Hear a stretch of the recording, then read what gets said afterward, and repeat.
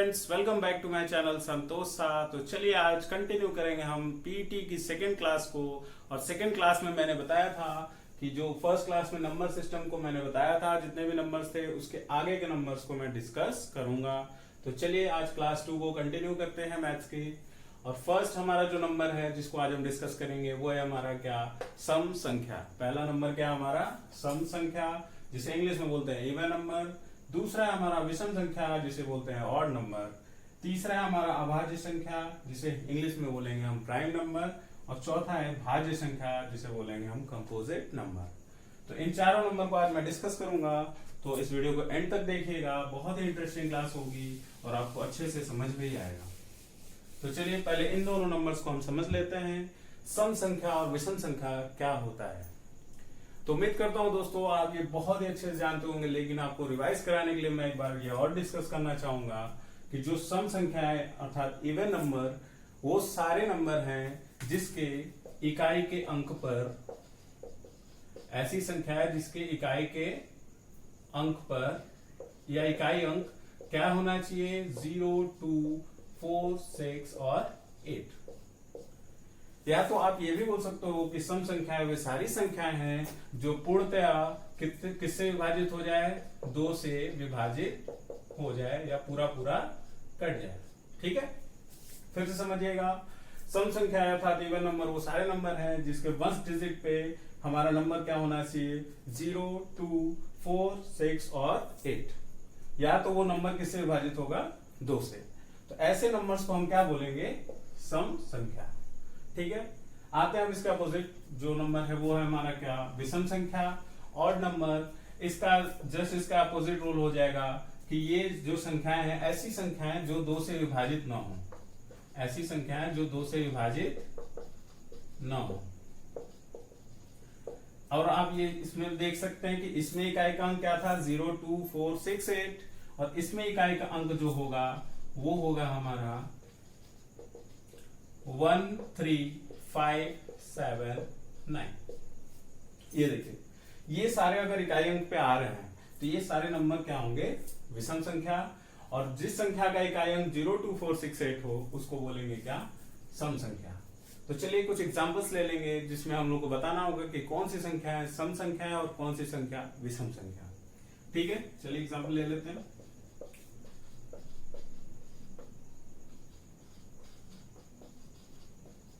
ये देखिए, हमने ये 3 नंबर ले लिया। ठीक है, इन 3 नंबर्स में हमें ये बताना है कि कौन सा सम संख्या है और कौन सा विषम संख्या, जिसे इंग्लिश में बोलते हैं इवन और ऑड। तो देखिए ये नंबर जो पहला आप देख रहे हो, इसमें इकाई के अंक पे क्या है, 5 है ना। और 5 किस में था, विषम संख्या में था। और 5 जो है हमारा 2 से डिवाइड नहीं होता है, तो ये कैसा नंबर हो गया, ऑड नंबर, जिसे बोलते हैं क्या, विषम संख्या। ठीक है, आता है नेक्स्ट नंबर पे जो कि हमारा 358। आप देख सकते हो यहाँ इकाई का अंक क्या है, 8। और इकाई के अंक पे अगर 8 आ रहा हो तो ये कैसा नंबर होगा, सम संख्या। कितना इजी है ना। तीसरा देख लेते हैं, यहाँ पे क्या है हमारा, इकाई के अंक पे 2 है, तो ये भी किससे होगा, 2 से डिविजिबल होगा। और ये क्या नंबर होगा, सम संख्या। ठीक है, तो उम्मीद करता हूं आपको ये एग्जांपल समझ में आया होगा और ये दोनों ही संख्या की जो डिफिनेशन है वो भी आपको समझ में आई होगी। बहुत ही आसान है ये दोस्तों। इसके बाद हम आते हैं तीसरे और चौथे नंबर पे जो कि हमारा भाज्य और अभाज्य। तो चलिए गाइस बढ़ते हैं तीसरे नंबर की ओर जो कि हमारा अभाज्य संख्या। तीसरा नंबर हमारा क्या है, अभाज्य संख्या, जिसे इंग्लिश में बोलते हैं हम प्राइम नंबर। देखिए दोस्तों, मैं इंग्लिश का भी टर्म बताते हुए चल रहा हूं क्योंकि कुछ लोग हैं जो इंग्लिश में नंबर्स को जानते हैं, तो उनकी हेल्प के लिए भी मैं दोनों ही मीडियम में इसको डिस्क्राइब करूंगा। ठीक है, तो चलिए समझ लेते हैं अभाज्य संख्या, प्राइम नंबर क्या होता है। अभाज्य संख्याएं वो संख्याएं हैं जो सिर्फ 2 नंबर से विभाजित हो, 2 संख्याएं से विभाजित हो। और वो दोनों संख्या कौन सी होगी ये देखिएगा ध्यान से। पहला तो 1, ऐसी संख्या है जो किससे विभाजित हो, 1 से विभाजित हो। और दूसरा स्वयं वो नंबर। ठीक है, जैसे आपको एग्जांपल के थ्रू समझिए। स्टार्ट करते हैं 1 से। 1 को चेक करते हैं क्या उसके ये 2 फैक्टर हैं। फैक्टर मतलब आप समझ रहे हो, गुणनखंड। ठीक है, जैसे ले लेते हैं 1। 1 को चेक करते हैं हम अभाज्य संख्या है या नहीं।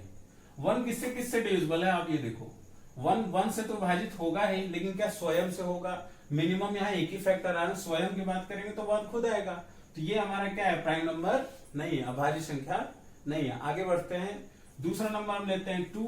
अब देखते हैं कि 2 किससे किससे विभाजित है। 1 से तो विभाजित होता है और स्वयं 2 से विभाजित होता है, ये दोनों के ही पाड़े में आता है 2। ठीक है, तो आप देख सकते हो यहाँ पे फैक्टर कौन कौन से हो गए, 1 एंड इटसेल्फ, मतलब 1 और वो स्वयं खुद नंबर। अगर ये दोनों ही संख्या उस संख्या को विभाजित करे तो वो संख्या क्या होगा, हमारा प्राइम नंबर, जिसे बोलते हैं अभाज्य संख्या। तो आप ध्यान रखिएगा दोस्तों, ये जो 2 है ना, ये जो 2 है, ये हमारी सबसे छोटी अभाज्य संख्या है। ये क्या है, हमारी सबसे छोटी अभाज्य संख्या। क्वेश्चन में अक्सर ये पूछ देता है कि सबसे छोटी अभाज्य संख्या क्या है, और वो है हमारा 2। तो ऐसे ही करते करते हम और आगे एक नंबर को एक एग्जांपल ले लेते हैं 4।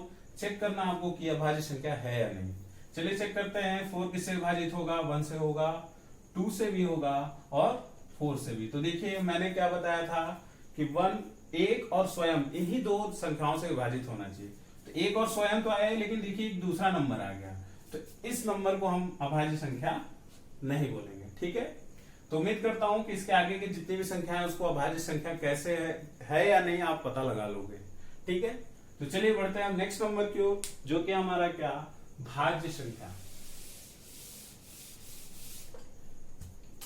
चौथा नंबर हमारा क्या है, भाज्य संख्या, जिसे बोलते हैं क्या हम, कंपोजिट नंबर। ठीक है, आज गर्मी काफी है। चलिए भाज्य संख्या को समझते हैं। अभाज्य संख्या मैंने क्या पढ़ा कि जिसमें जो संख्या 1 और स्वयं से विभाजित हो। इसमें एक चीज और आपको ऐड करना है कि 1 एक या स्वयं के अलावा किसी दूसरे नंबर से भी क्या हो, वो संख्या विभाजित हो। ठीक है, तो यहाँ पे क्या हो जाएगा, कोई दूसरा संख्या। ठीक है, या दूसरी संख्या लिख लीजिए। एग्जाम्पल से समझिएगा, ज्यादा इजी होगा। अभी हमने थोड़ी देर पहले एग्जाम्पल लिया था 4 का।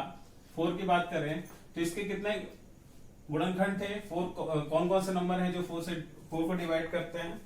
देखिए 1 है 1 4 जा 4, 2 है 2 2 जा 4, और लास्ट क्या है 4, जो खुद 4 को विभाजित करता है। ये देखिए दोस्तों, ये जो 4 है इसके कितने टोटल नंबर निकले या कितने फैक्टर निकले, 3, जिसमें 1 हुआ, स्वयं हुआ, इटसेल्फ वो नंबर, और तीसरे देखिए ये दूसरी नंबर, ये दूसरी संख्या निकल गई जो 4 को क्या कर रही थी, डिवाइड कर रही थी। तो मैंने क्या बोला, भाज्य संख्या या कंपोजिट नंबर वो कौन कौन से नंबर है, 1 इटसेल्फ मतलब वो खुद नंबर, और दूसरी संख्या मतलब अदर नंबर। ये 3 फैक्टर मिनिमम होने चाहिए किसके, भाज्य संख्या के। तो अब देखिए 4 जो है 1 है, इटसेल्फ है और अदर नंबर भी है। अगर ये 3 फैक्टर है मिनिमम तो हम कह सकते हैं कि 4 हमारा क्या है, भाज्य संख्या। और आप ये ध्यान रखिएगा, सबसे छोटी भाज्य संख्या क्या है हमारी, 4। सबसे छोटी भाज्य संख्या क्या है हमारी, 4। एक और नंबर ले लीजिए, जैसे हमने 11 को चेक किया, 12 ले लेते हैं। 12 को देख रहे हैं तो 1 2 6 12, 3 और 4 भी है। तो आप देख सकते हैं यहाँ पे 12 के कितने फैक्टर हैं, 2 से ज्यादा है ना, बस 2 से ज्यादा जहां फैक्टर हुए वो भी क्या हो जाएगा, हमारा भाज्य संख्या। तो उम्मीद करते हैं आपको ये समझ में आया होगा। ठीक है, तो चलिए गाइस अब एक और नया टॉपिक समझेंगे, जो कि है हमारा स्थानीय मान। क्या है, स्थानीय मान, जिसे इंग्लिश में बोलते हैं प्लेस वैल्यू, और इसकी का दूसरा है वो है हमारा अंकित मान, जिसे बोलते हैं फेस वैल्यू। तो इन दोनों को भी समझेंगे, क्योंकि इसमें बेस्ड क्वेश्चन आते हैं, बहुत ही ट्रिकी क्वेश्चन आते हैं स्थानीय मान को लेकर, प्लेस वैल्यू को लेकर। तो चलिए समझते हैं स्थानीय मान प्लेस वैल्यू क्या होता है। इसके लिए आपको इंडियन सिस्टम में आपने पढ़ा होगा, इकाई, दहाई, सैकड़ा, वंस, टेंस, 100, 1000, ये सारे सिस्टम आपने पढ़े होंगे। तो चलिए कोई नंबर दिया हुआ है, अगर किसी नंबर के बीच के डिजिट का या बीच के अंक का अगर स्थानीय मान पूछे तो कैसे निकालेंगे, ध्यान से समझिएगा। कोई एग्जांपल हमने ले लिया 4 5 9 2 7, ठीक है। देखिए ये नंबर है, तो पहले आप क्या करोगे, यहाँ पे इसका स्थान लिखोगे। ये किस स्थान पे है, इकाई स्थान पे। ये किस पे है, इकाई। ये हमारा दहाई, ये हमारा सैकड़ा, और ये हमारा 1000, और ये हमारा 10,000। ठीक है, सबसे पहला काम हम यही करेंगे। अब देखिए इसका प्लेस वैल्यू, मान लीजिए आपसे पूछ दिया 9 का प्लेस वैल्यू। किसका प्लेस वैल्यू, मतलब 9 का स्थानीय मान पूछ दिया। तो देखिए आपने क्या करना है, 9 का स्थानीय मान देखिए कैसे लिखेंगे। पहले देखेंगे अगर 9 का पूछा है तो पहले तो 9 आप लिख लो। अब हम देखेंगे कि ये किस स्थान पर है, सैकड़े के स्थान पे है ना, और सैकड़ा मतलब क्या होता है 100। तो हम क्या करेंगे, यहाँ पे जो भी वैल्यू है उस 9 में गुणा कर देंगे किसका, जिस स्थान पर है, सैकड़ा मतलब 100। तो देखिए 9 में 100 का मल्टीप्लाई या गुणा कर दिया, तो 100 में 9 का करेंगे तो क्या आ जाएगा 900। तो आप देख सकते हैं कोई नंबर गिवन है तो उसमें किसी एक अंक का स्थानीय मान कैसे निकलता है। चलिए एक और ट्राई करते हैं। अगर 5 का स्थानीय मान पूछ दिया तो हम कैसे निकालेंगे, 5 है तो यहाँ 5 ही लिखेंगे और गुणा करेंगे किससे, इसके स्थान से, और स्थान इसका क्या है 1000, 1000 मतलब 1000। तो 5 का गुणा करेंगे किससे, 1000 से, और 1000 का जब हम 5 में गुणा करते हैं तो आता है हमारा क्या 5000। देखिए अब इससे एक क्वेश्चन पूछ सकता है एग्जाम में, बहुत ही ट्रिकी। और देखिए वो क्या पूछेगा, बोलेगा कि 45,000 मतलब 45,927 में, क्या पूछेगा 45,927 में 9 एवं 5 के स्थानीय मान का योग क्या होगा। क्या पूछा क्वेश्चन में, 9 और 5 के स्थानीय मान का योग, योग या अंतर जो भी पूछ ले, योग मतलब जोड़ना है, अंतर मतलब घटाना है। तो वह हम देखेंगे, इसको सॉल्व करेंगे। 9 और 5 के स्थानीय मान पहले लिख ले। 9 का स्थानीय मान क्या था, देखिए हमने निकाला है 900, और 5 का स्थानीय मान क्या है 5000। इन दोनों के स्थानीय मान का योग बोला है ना, तो हम क्या कर देंगे, जोड़ देंगे, और आप जोड़ोगे तो आएगा 5900। ये हो गया हमारा आंसर। ठीक है, देखिए बहुत इजी था। इसी के साथ आगे बढ़ते हैं हम, जो कि हमारा अंकित मान, जिसे बोलते हैं हम फेस वैल्यू।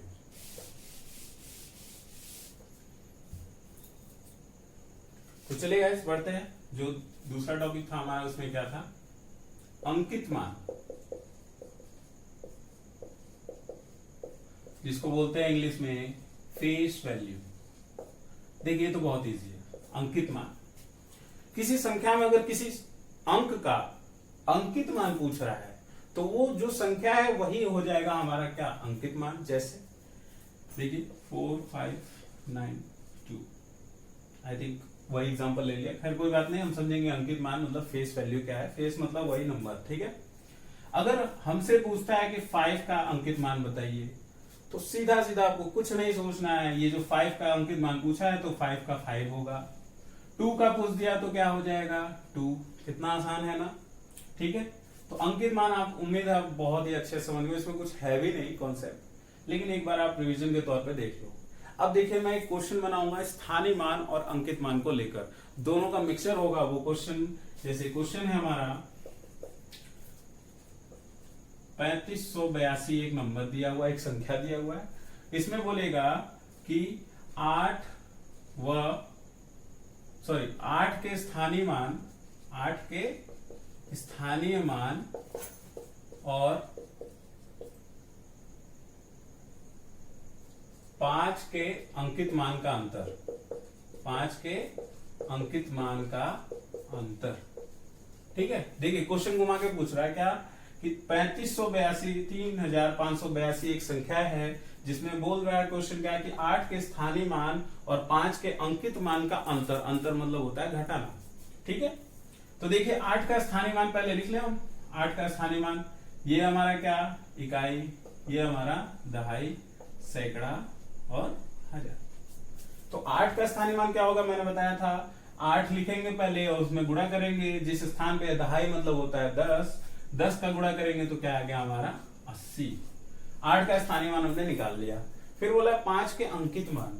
अंकित मान मैंने बताया था ना, 5 का फेस वैल्यू, अंकित मान वही खुद संख्या होगा 5, ठीक है। तो अब जो दोनों नंबर आया उसका हमें क्या लेना है, अंतर लेना है। तो बड़ा नंबर ये है 80 और उसमें से सब्ट्रैक्ट कर देंगे या घटा देंगे 5 को, तो कितना आ जाएगा 75 या 75। ये हो गया हमारा आंसर। तो उम्मीद करूंगा दोस्तों आपको ये समझ में आया होगा।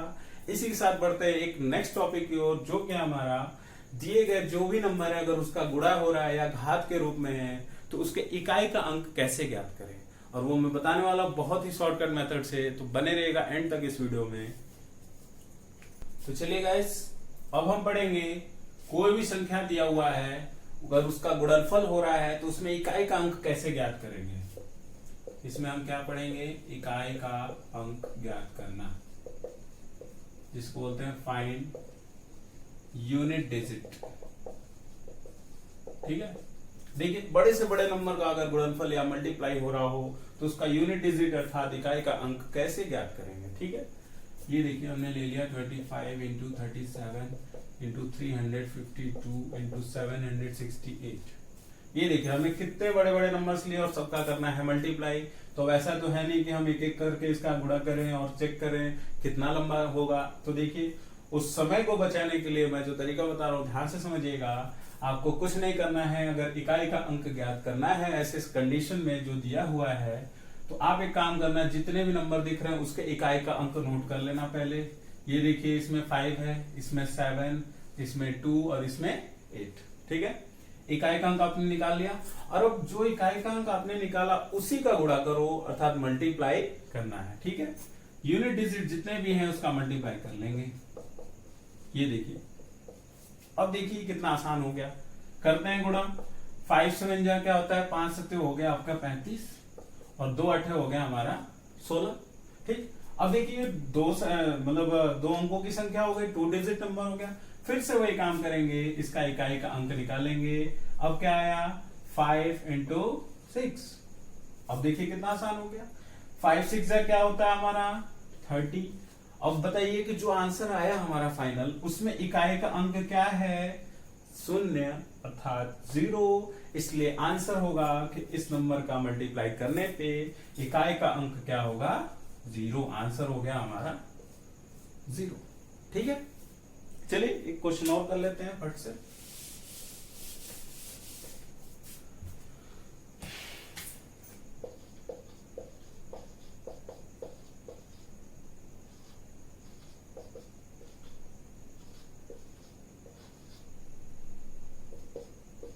ये देखिए 4 नंबर हमने ले लिया।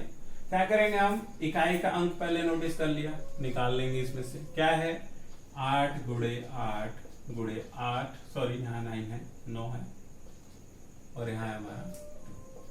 कर लेते हैं इसका मल्टीप्लाई। 8 9 हो गया हमारा कितना, 72 और 8 2 9 हो गया हमारा 16। अब 2 अंकों की संख्या बन गई, फिर वही काम, इसके इकाई का अंक निकाल लेंगे और उसका कर देंगे गुणा, 2 गुणे 6 और ये हो गया हमारा 12। और आप देख सकते हो 12 में इकाई का अंक क्या है, 2 है। इसलिए इसका यूनिट डिजिट या इकाई का अंक जो भी होगा वो हमारा क्या होगा, 2। इजी था। अब देखिए इससे थोड़ा सा नेक्स्ट लेवल पे जाते हैं। अगर कोई नंबर दिया हुआ है 67 और उसका घात दिया हुआ है 36 या 37 ले लीजिए।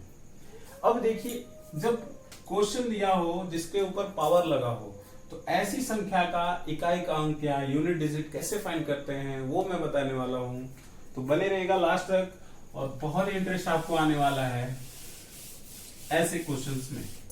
चलिए क्वेश्चन मैंने क्या लिखा था, 67 की पावर जो थी हमारी वो कितनी थी, 37, जिसको हिंदी में बोलते हैं घात। क्या बोलते हैं, घात।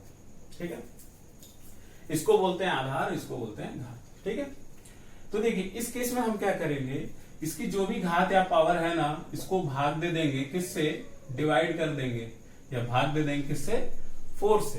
तो चलिए डिवाइड कर लेते हैं। 4 से दिया 37 को, 4 9 जा हो गया हमारा 36, क्या बच गया 1। तो देखिए इसमें जो शेषफल या रिमाइंडर बच रहा है ना वही सबसे इंपॉर्टेंट है।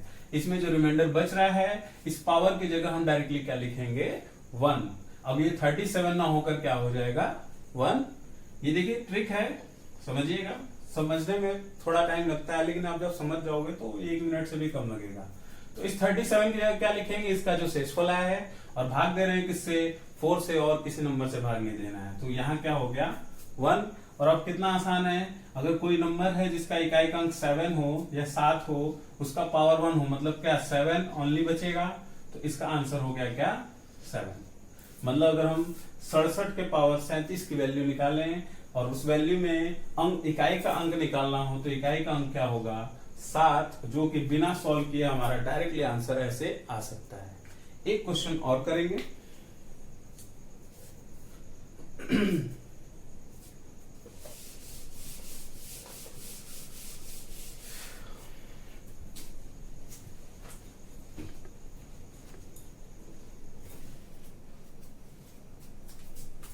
तो चलिए गाइस एक क्वेश्चन और कर लेते हैं।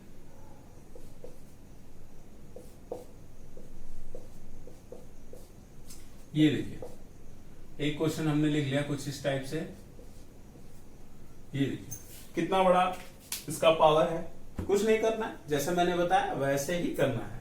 ये देखिए पहले आते हैं इस नंबर के घात पे, और इसका घात कितना है 52, और डिवाइड किससे करना है 4 से। मैंने बताया भाग देना है किससे 4 से, और इसके भी घात को हम देंगे 4 से भाग। तो अलग अलग 4 से भाग देते हैं। 4 से इसको डिवाइड करते हैं 52 को या 52 को, तो ये कट जाएगा 13 बार में। ठीक है, अब देखिए यहाँ शेषफल कितना आया 0 आया। कितना आया 0 आया। तो इस केस में क्या होगा, जब आपका शेषफल 0 आए तो इसका मतलब आप समझ जाइएगा कि 12 का जो घात रखना है वो क्या होगा हमारा 4। क्या हो जाएगा 4। इतना ध्यान रखिएगा, बहुत इंपॉर्टेंट केस है। अगर रिमाइंडर या शेषफल 0 आ रहा है तो आपको घात रखना है क्या 4। क्या रखना है 4। ठीक है, बढ़ते हैं आगे। इसका जो घात है वो कितना है 102 है। भाग देते हैं 4 से। 4 दूना 8, बच गया 2, 4 पचे 20। यहाँ पे देखिए शेषफल क्या बच गया 2। तो अब यहाँ लिख देंगे इसका शेषफल जो बचा है वही उसकी घात हो जाएगी। इतना आपको समझ में आया। देखिए मैं पीटी के लेवल का क्वेश्चन बता रहा हूं, तो आप ध्यान से समझिएगा इसमें क्वेश्चन कैसे पूछता है। ये देखिए यहाँ पे इकाई का अंक क्या है 2 है ना। पहले ये देखिए कि पावर कितनी है इसकी घात 4 है, तो 12 गुणे 12 गुणे 12 गुणे 12 4 बार लिखेंगे, आपको इतना तो पता ही होगा। 23 को कितनी बार लिखेंगे अगर घात 2 है तो 2 बार। अब देखिए आ जाइए, अभी जो मैंने पिछला टाइप बताया, कोई भी नंबर उसका गुणनफल करना हो तो कितना आसान होता है, इकाई का अंक, सबके इकाई का अंक निकाल लेंगे और उसका क्या कर देंगे गुणा। देखिए निकाल लिया 2 गुणे 2 गुणे 2 गुणे 2, और इधर हो गया 3 गुणे 3। ठीक है, मल्टीप्लाई कर लेते हैं। 2 2 जा 4, 2 जा 8, 2 3 जा 6, 3 जा 18। फिर से इसका इकाई का अंक निकाल लें। 8 गुणे 8 कितना हो गया 64, और आप देख सकते हो 64 में इकाई का अंक क्या है 4, इसलिए आंसर हो जाएगा 4। तो आप देख सकते हैं इतने बड़े क्वेश्चन या इतने बड़े नंबर का पावर जो है उसका इकाई का अंक कैसे ज्ञात करते हैं। तो उम्मीद करूंगा आपको ये समझ में आया होगा। बाकी जो लास्ट में मैं क्लास कराऊंगा उसमें इसकी भरपूर प्रैक्टिस कराऊंगा, तो बने रहेगा आगे के वीडियो में भी। और आज एक टॉपिक और मैं बताना चाहता हूं, जो कि हमारा विभाज्यता के नियम। क्या है विभाज्यता के नियम। और आप लोगों को मैं बता दूं मेरे चैनल पे इसको मैंने बहुत ही डिटेल में पढ़ाया है, और उसका डिस्क्रिप्शन में मैं लिंक डाल दूंगा, तो आप जरूर से जरूर देखें। क्योंकि विभाज्यता के नियम में मैंने 2 से लेकर 23 या हो सकता है 27 तक शायद मैंने पढ़ाया है। 2 से लेकर 27 तक के सभी जितनी भी संख्या है सभी के विभाज्यता के नियम मैंने बताए हैं। तो आप इस क्लास में इतना ही आज रहेगा, और विभाज्यता के नियम का जो लिंक है मैं डिस्क्रिप्शन में डाल दूंगा, आप जरूर से जरूर देखें। तो चलिए गाइस आज की क्लास में बस इतना ही रहेगा। बाकी जो भी टॉपिक है नेक्स्ट क्लास में इसको डिस्कस करूंगा, तो बने रहेगा आगे के वीडियो में भी, और इस वीडियो को एंड तक जरूर देखें। और उम्मीद करूंगा आपको ये समझ में आया होगा, जो आपके पीटी की एग्जाम में बहुत ज्यादा हेल्प करेगा। मैं उन्हीं टाइप के क्वेश्चन को बता रहा हूँ जो एग्जाम में अक्सर पूछा करता है, तो आप इसे ध्यान से समझिएगा। ठीक है, आज के लिए बस इतना ही।